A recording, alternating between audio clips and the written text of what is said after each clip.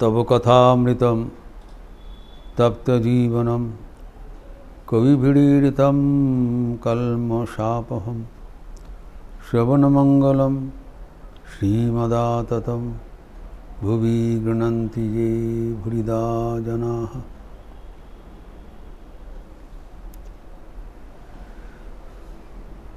ठाकुर भक्तगणों को समझा रहे हैं, जो अंतरंग भक्त होगा उनको ठाकुर नाना प्रतिकूल अवस्था के भीतर से आगे ले चलते हैं एवं वो प्रतिकूलता ही आखिर में अनुकूलता का सूचक है। The blows are better teachers than caresses, Swami Vivekananda कहते हैं। हमारे जीवन में जो आघात आता है वो आखिर में फ़ायदामंद होता है। उस संगीत में भी हम लोग देखा था जहाँ पर रविंद्रनाथ ठाकुर ने कहा, आघात से जे परोश तब से ही तो पुरस्कार। जीवन में जो आघात मिलता है, चोट मिलता है, वो आपका दया का देन है, कृपा का स्पर्श है। वो हमें पुरस्कार स्वरूप मिलना चाहिए, मिलता है। समझ लेना चाहिए हमारे जीवन में पुरस्कार इज़ वेरी रिवॉर्डिंग ब्लोज। हम जब आघात आते हैं हम लोग बेचैन हो जाते हैं, हम सोचते हैं कि भगवान कितने निर्दय है, निष्ठुर है, लेकिन हमारे कल्याण के लिए दिया जा रहा है। जो नदी का जो वेग, जब उसमें रोक लगा जाएगा तभी वेग वृद्धि होगा। इसलिए तो बिजली बनता है इस प्रक्रिया से। Hydro electricity is formed, the turbines are run. इस मेथड से ही करते हैं। जो नदी का जो गतिवेग है, जो गतिपथ है, उसमें रोक लगा देगा, डैम्स बना देगा, तब नदी का क्या होगा, स्वाभाविक गतिरुद्ध हो जाएगा। और नदी के भीतर जो पोटेंशियल एनर्जी है, जो सुप्त ऊर्जा है, वो विकसित हो जाएगा और उस विकसित ऊर्जा से हम हाइड्रो इलेक्ट्रिक पावर स्टेशन करते हैं।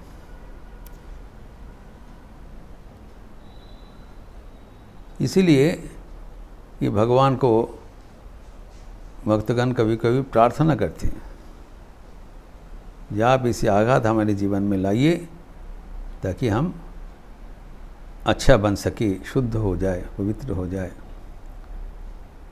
आगुनेर পরশমণি ছোঁয়াও প্রাণে, ए जीवन पुण्य करो, ए जीवन पुण्य करो दहन दाने। तो अग्नि है जो सबको जला देते हैं। अग्नि खतरनाक है, फायर। इसको क्या कहलाता है, परोशमणि, टचस्टोन। परोशमणि मतलब एक प्रकार का मिस्टिकल टचस्टोन है, जो कोई भी मेटल में, धातु में स्पर्श करने से सोना बन जाता है। इसका परोश पात्र कहलाता है, परोशमणि कहलाता है। तो किसको कहा जा रहा है यहाँ पर, अग्नि। तो कैसे हमारे जीवन में सोना उत्पादन करेगा, दहन दाने, हमारे जीवन में जलन पैदा करेगा, उत्ताप देगा। इसी को तपस कहलाता है। जो सोने का जो गहना है उसको खाद मुक्त करने के लिए उसको तपाना पड़ता है, जलाना पड़ता है। आग चाहिए। आग से जलाने से, gold is a liquid metal, उसमें जितना खाद है, ड्रॉस है, वो आगुन का संस्पर्श में वो अलग हो जाता है। तो हमारे भीतर जो कमियां है उसको निकाल के बाहर कर देने का प्रक्रिया है, उसको जलाना। लेकिन उस समय में हमें याद रखना चाहिए, ठाकुर कहते हैं लोहार का निहाय जैसे हमें बिहेव करना चाहिए, घबराना नहीं। ठाकुर के ऊपर विश्वास अटूट होना चाहिए, हमारे कल्याण के लिए किया जा रहा है। तो यद्यपि ठाकुर के भक्तगण इतने कष्ट में रहा करते थे, लेकिन ठाकुर की सहानुभूति उनके लिए बराबर जागरूक थी, बहुत प्यार करते थे और मानते थे ये असाधारण है, एक्स्ट्राऑर्डिनरी है, साधारण नहीं है, इन लोग त्यागी भक्त है। अभी यहाँ पर काप्तेन का बात आ रहा है। काप्तेन एक भक्त था ठाकुर का, ठाकुर उनको भी बहुत मर्यादा देते थे, बहुत तारीफ करते थे। काप्तेन का नाम था विश्वनाथ उपाध्याय। वो नेपाल राज का एक कर्मचारी थे, राज कर्मचारी, गवर्नमेंट सर्वेंट, नेपाल गवर्नमेंट का, और वकील थे। इनफैक्ट वो कलकत्ता में नेपाल राजा का कोरेस्पॉन्डेंट थे, प्रतिनिधि, बहुत उच्च पदस्थ अफिसर, प्रतिनिधि है, गवर्नमेंट कोरेस्पॉन्डेंट। आज के ज़माना में जिसे एम्बेसडर कहा जाता है, राष्ट्रदूत जैसे, तो ब्रिटिश गवर्नमेंट के पास नेपाल राज का प्रतिनिधि थे। वाइस रॉय के पास जाते थे, लॉर्ड साहब के पास प्रतिनिधित्व करने के लिए, और ऐसी को बहुत भक्त थे, ठाकुर को बहुत मानते थे, घर में लाके सेवा करते थे, पूजा करते थे, बहुत आचार्य ब्राह्मण थे।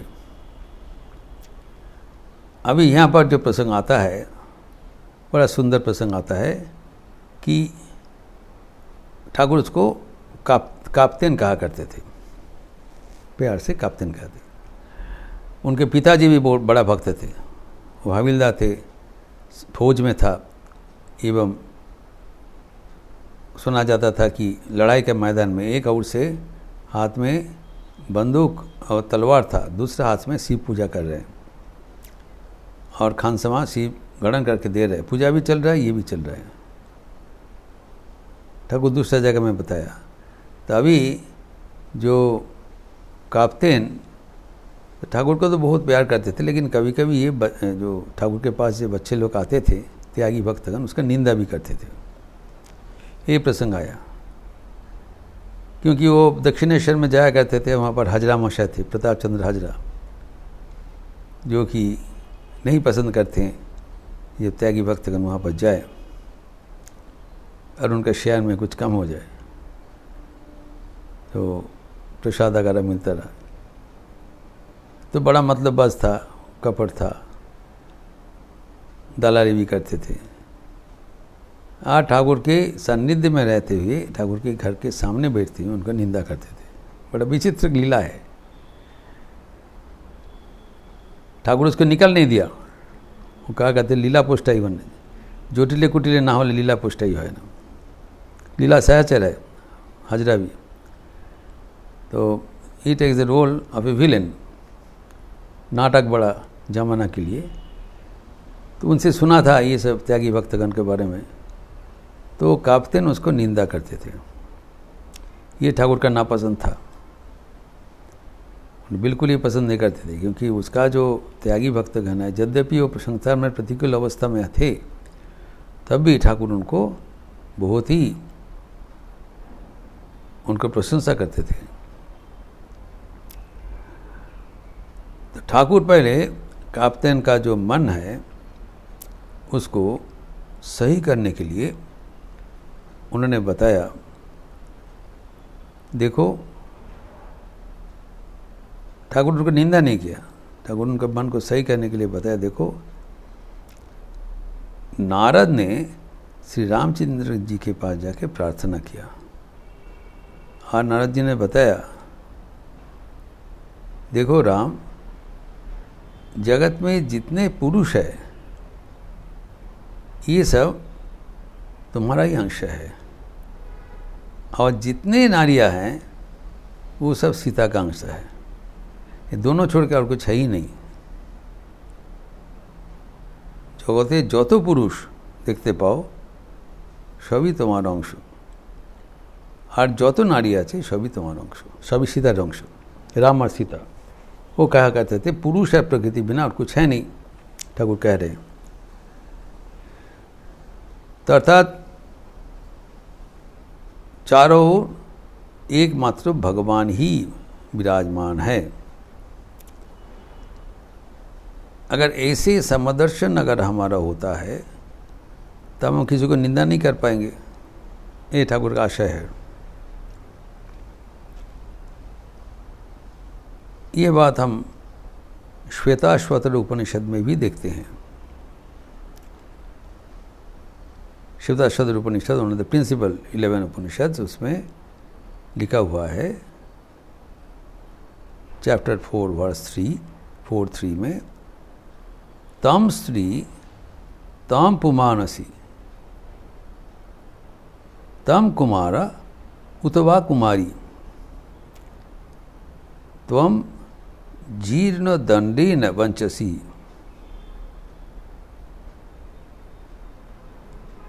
त्वम जातो भवसी विश्वतोमुखः। देखिए उन्नतम प्राचीन उपनिषद में किसे कहा गया है,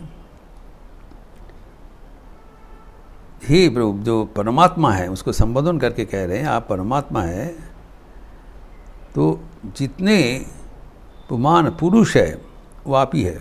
यहाँ पर और भी आगे चला गया, राम सीता का फिर आगे चला गए एवं अद्वैत भाव से कह रहे हैं, द्वैत भावना छोड़कर कि स्वयं वही जो परमात्मा है, तब सब पुरुष तुम ही हो